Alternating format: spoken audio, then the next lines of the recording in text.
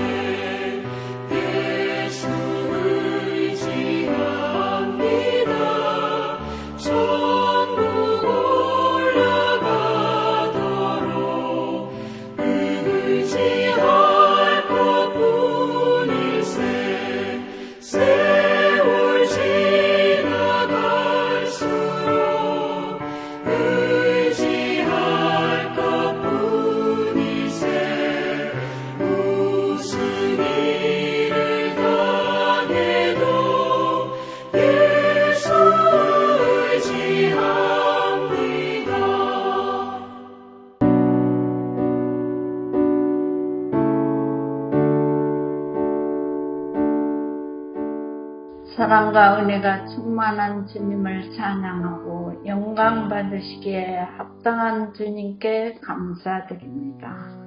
오늘 아침에도 새날을 허락하여 주셔서 아버지 전에 앉아 예배 드릴 수 있어 감사합니다.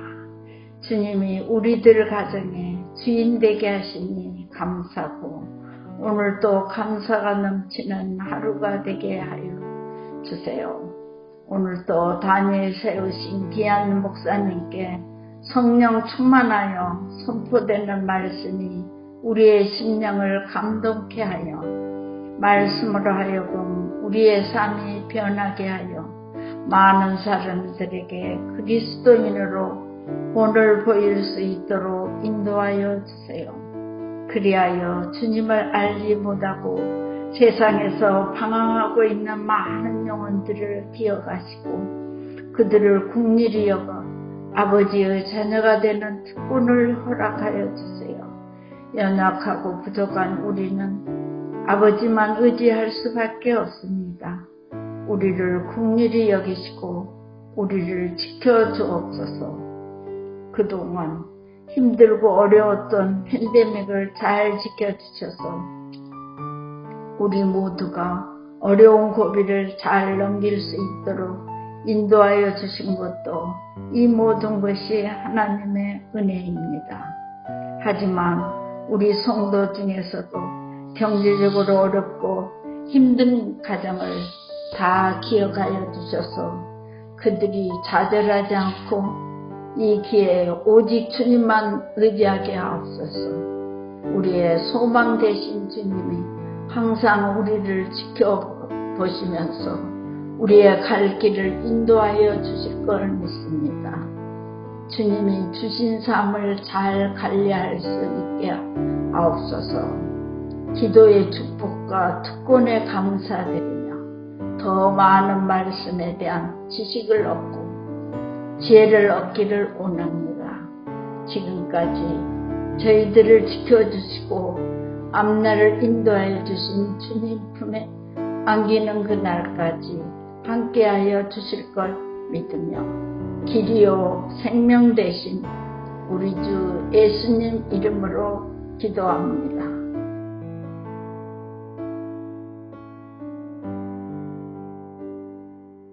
오늘 하나님께서 저희들에게 주신 말씀은 시편 7편입니다. 제가 낭송하겠습니다. 다윗의 시가연, 베냐민인 구시의 말에 따라 여호와께 드린 노래.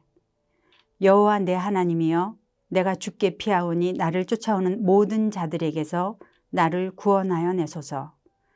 건져낼 자가 없으면 그들이 사자같이 나를 찢고 뜯을까 하나이다. 여호와 내 하나님이여, 내가 이런 일을 행하였거나 내 손에 죄악이 있거나 화친한 자를 악으로 갚았거나 내 대적에게서 까닭 없이 빼앗았거든 원수가 나의 영혼을 쫓아잡아 내 생명을 땅에 짓밟게 하고 내 영광을 먼지 속에 살게 하소서. 여호와여, 진노로 일어나사 내 대적들의 노를 막으시며 나를 위하여 깨소서. 주께서 심판을 명령하셨나이다. 민족들의 모임이 주를 두르게 하시고 그 위 높은 자리에 돌아오소서. 여호와께서 만민에게 심판을 행하시오니 여호와여, 나의 의와 나의 성실함을 따라 나를 심판하소서. 악인의 악을 끊고 의인을 세우소서.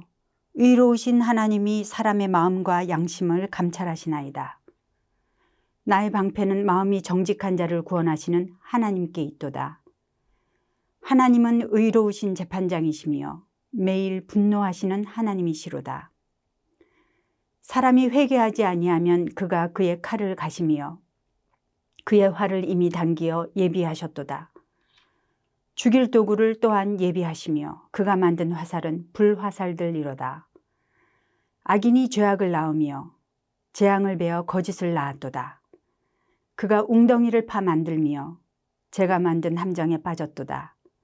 그의 재앙은 자기 머리로 돌아가고 그의 포악은 자기 정수리에 내리리로다. 내가 여호와께 그의 의를 따라 감사하며 지존하신 여호와의 이름을 찬양하리로다. 아멘. 이번 6월에 여러분과 함께 시편을 묵상하게 되어 하나님께 감사를 드립니다. 시편은 믿음의 조상들이 하나님께 기도하고 노래했던 고백들입니다. 그런데 신비하게도 그것들이 계시가 되어서 사람 가운데 하나님의 말씀으로 임한 놀라운 책입니다. 그래서 시편을 읽을 때면 우리는 어느 책보다도 더욱 하나님과의 관계를 친밀하게 느낄 수 있습니다. 오늘은 시편 7편을 통해서 하나님께로 나아가겠습니다. 시편은 그 내용에 따라 찬양시, 탄원시, 감사시 또는 참회시 등 여러 그룹으로 분류되어지는데요. 오늘 저희가 읽은 시편 7편은 개인적인 탄원시에 속합니다. 탄원시는 시편 기자가 여호와 하나님 앞에 자기의 힘든 상황을 있는 그대로 다 토로하고 도움을 간절히 요청하는 내용입니다. 시편 전체에서 탄원시의 분량은 무려 3분의 1에 달합니다. 그것은 이 땅에서 우리가 살아가는 삶이 그만큼 녹록하지가 않다는 것을 보여주는 거겠죠. 또한 우리 인생은 하나님의 도우심이 없으면 절대 살 수 없는 존재라는 것을 말해주는 것이기도 하지요. 시편에는 표제가 붙어 있는 시들도 많은데요. 그것을 통해서 저자를 알 수 있고 시가 지어진 역사적 배경들을 추론해 볼 수 있습니다. 시편 7편에는 다윗의 시가요온, 베냐민인 구시의 말에 따라 여호와께 드린 노래라는 부제가 붙어 있습니다. 이 시편의 저자는 다윗이라는 말이고요. 이 노래 형식은 시가요온이라는 정확히는 알 수 없지만 아마도 리듬의 변화가 빠르고 격정적인 형식을 띤 노래였을 것이라고 그렇게 생각이 됩니다. 애석하게도 베냐민 지파의 구시도 누구인지 저희는 알 수가 없습니다. 다윗의 대부분의 시들은 사무엘서를 통해서 그 내용을 짐작할 수 있는데요. 구시에 대해서는 아무런 증거도 찾을 수가 없습니다. 그런데 이 구시가 한 말들이 사실이 아닌 거짓이기 때문에 다윗을 모함한 내용으로, 그래서 그 말로 인해서 다윗은 수치와 모욕을 당하고 명예를 크게 훼손당한 것으로 보입니다. 거짓말로 모함당하는 것. 아마도 누구나 사는 동안 한 번 이상은 당해보셨을 텐데요. 보이지도 않고 흔적도 남지 않는 이 말이 주는 상처는 육신에 보이는 상처보다 훨씬 깊게 오래 남을 수 있는 무섭고 위험한 무기가 될 수 있습니다. 말은 우리 마음에 남기 때문입니다. 세상에서 이런 무고한 일을 당할 때 우리 그리스도인들, 예수님의 제자들은 어떤 태도를 지녀야 할까요? 시편 7편을 통해서 하나님께서 주시는 말씀을 들어보겠습니다. 1절과 2절을 함께 읽어보겠습니다. 여호와 내 하나님이여, 내가 주께 피하오니 나를 쫓아오는 모든 자들에게서 나를 구원하여 내소서. 건져낼 자가 없으면 그들이 사자같이 나를 찢고 뜯을까 하나이다. 구시의 거짓 고소로 다윗은 대적에게 추적당하는 것과 같은 위기에 빠졌습니다. 사자가 와서 자기를 찢고 뜯는 것 같이 억울했고 잔인한 고통을 느끼면서 큰 두려움에 사로잡혔습니다. 위기가 닥쳐오면 우리의 본성이 드러나지요. 그때의 그 행동이 그 사람의 진짜 모습일 것입니다. 그런데 이 어려울 때 다윗이 가장 먼저 한 일은 무엇일까요? 하나님의 이름을 부르는 것이었습니다. 여호와 나의 하나님이여. 여호와 나의 하나님, 나를 구원하여 주시고 나를 건져 주십시오. 다윗은 얼마나 다급했든지 원문에 보면 구원하고 건져달라는 말을 반복하여 부르짖고 있습니다. 공경에 처한 다윗이 그 이름을 부르면서 피한 곳은 세상의 어떤 곳도 아니고 여호와 하나님이었습니다. 다윗은 자기가 누구에게 속한 자인지를 분명하게 알았던 것이지요. 하나님께 피할 때 하나님은 자기를 보호해 주실 것이고 또한 하나님께는 그만한 힘이 있다라는 것을 믿었습니다.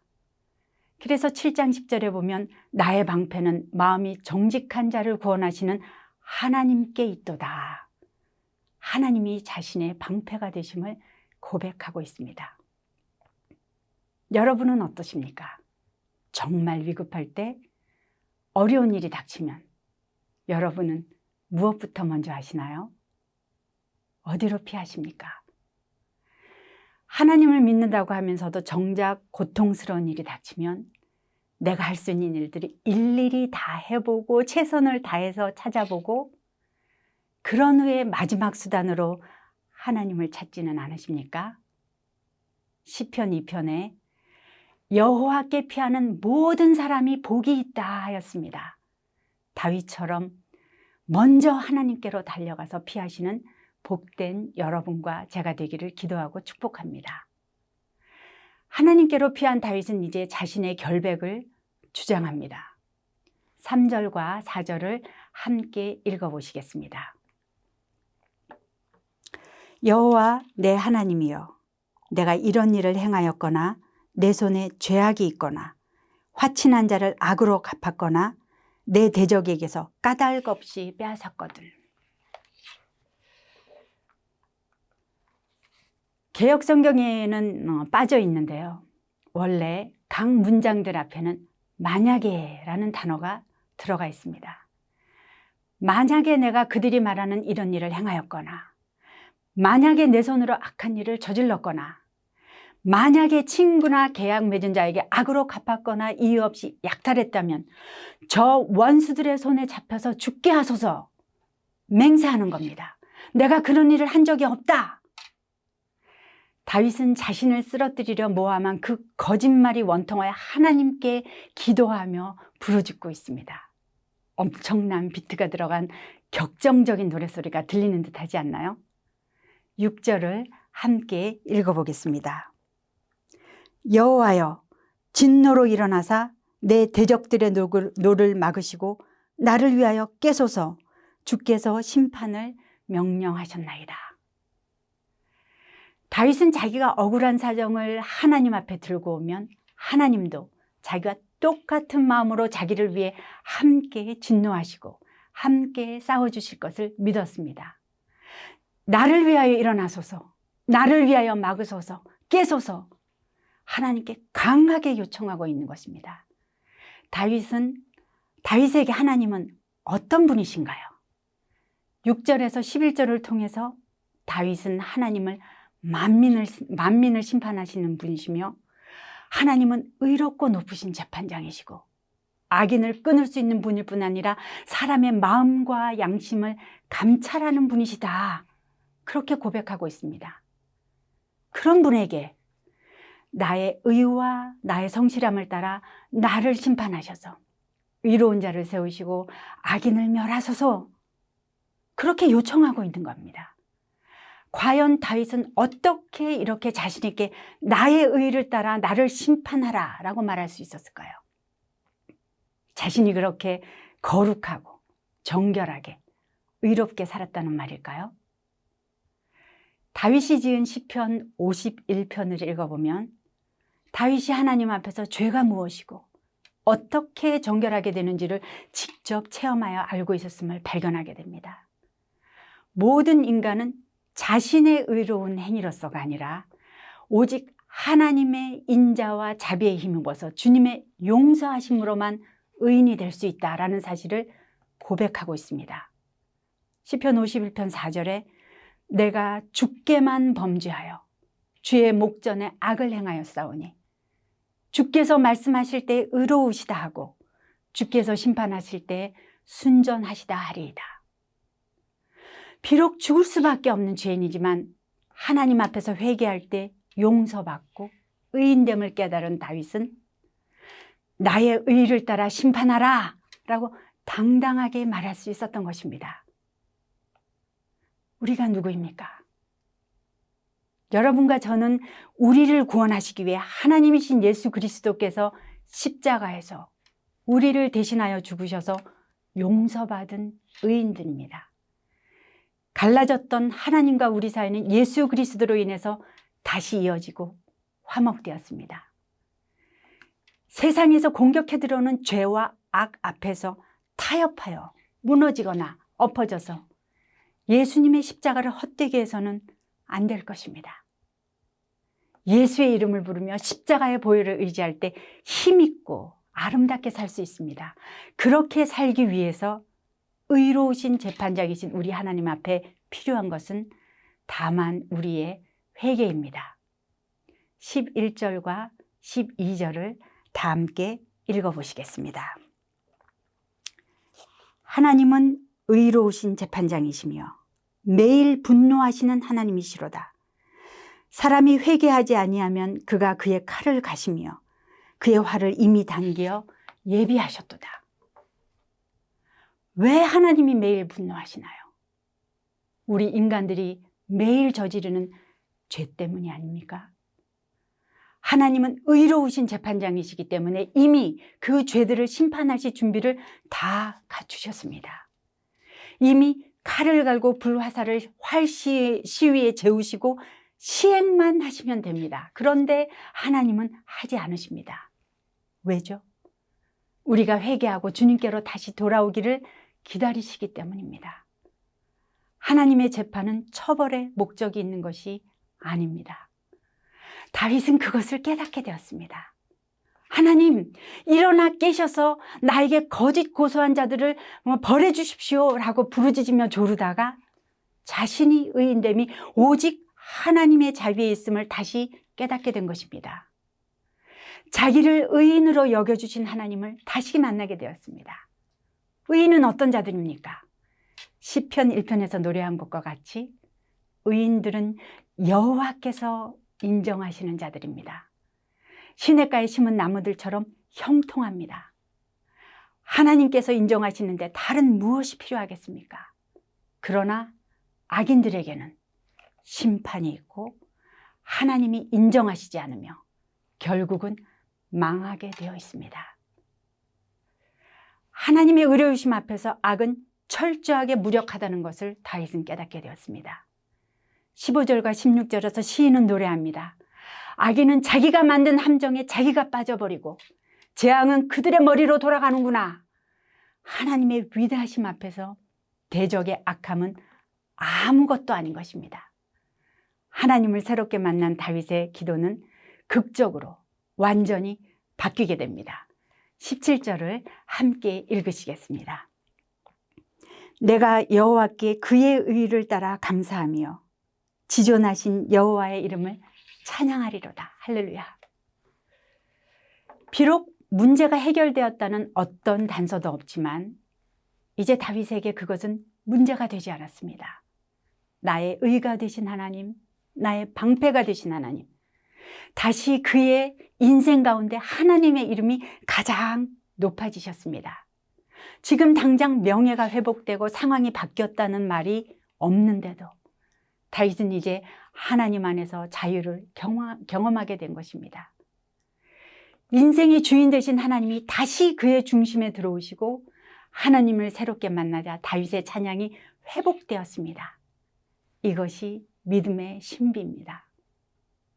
두려움과 억울함과 격정으로 시작되었던 다윗의 노래 시가요는 하나님을 찬양하는 기쁨과 감사의 노래로 바뀌었습니다. 찬양은 정직한 자들이 마땅히 할 일이며 찬송은 하나님께서 사람들을 지으신 목적입니다. 이사야서 43장 21절에 보면 이 백성은 내가 나를 위하여 지었나니 나의 찬송을 부르게 하려 함이라. 그리스도인은 세상 속에서 살아가며 많은 억울한 소리들을 듣게 됩니다. 그때 원수들은 우리들에게 와서 속삭입니다. 왜 내가 이런 부당한 대우를 받아야 하느냐? 왜 바보처럼 숨을 죽이고 살아야 하느냐? 너의 권리를 찾아라. 내 명예를 회복하기 위해서 싸워라. 그러나 예수님은 자신과 3년을 먹고 난 제자에게 배신을 당하였을 때에도 침묵하셨습니다. 유대 지도자들에게 억울한 누명을 입었을 때에도 자신을 변명하지 않으셨습니다. 그래서 잔혹하게 십자가에서 처형당하셨지만 그것은 무의미한 끝이 아니었습니다. 하나님을 신뢰하여 침묵하며 죽음에까지 자신을 내어주신 예수 그리스도로 인해 하나님은 인류를 위한 자신의 구원 계획을 완성하실 수 있었습니다. 우리 그리스도인들은 자신의 이익과 명예를 위해 그리고 자신 스스로를 지키기 위해서 목숨을 거는 자들이 아닙니다. 도리어 우리들은 하나님의 영광을 위해 그분의 뜻이 이 땅에 이루어지게 하기 위해 예수 그리스도께 목숨을 거는 자들입니다. 우리는 예수님의 제자들입니다. 억울한 거짓 고소를 당하여도 하나님을 신뢰하며 그분께 피하면 의로우신 재판장이신 하나님은 하나님의 때에 우리의 원수를 갚아주시고요. 우리의 억울한 눈물을 감사의 노래로 바꾸어 주실 것입니다.